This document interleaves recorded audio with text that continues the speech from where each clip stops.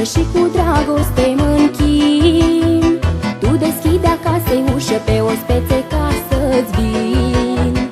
Două mame am pe lume care poartă grija mea. Tu, mătușă, pentru mine ești a doua mama mea.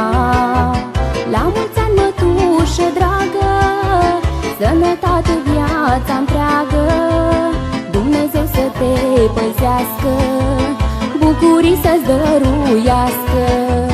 La mulți ani, mătușă dragă, sănătate viața întreagă, Dumnezeu să te păzească, bucurii să-ți dăruiască.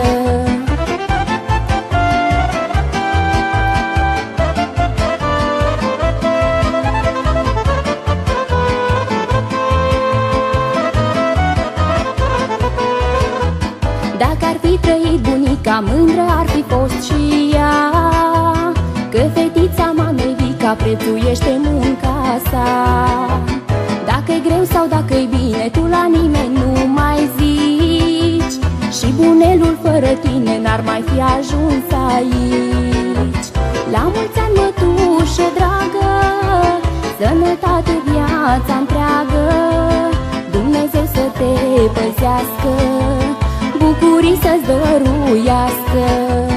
La mulți ani, mătușă dragă, sănătate viața întreagă, Dumnezeu să te păzească, bucurii să-ți dăruiască.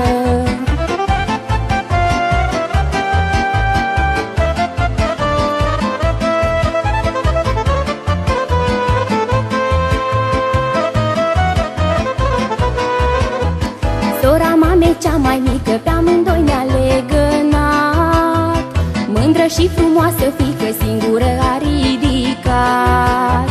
Pentru noi și zi și noapte pașii nu se mai opresc, ca răsplată pentru toate mă închin și-ți mulțumesc.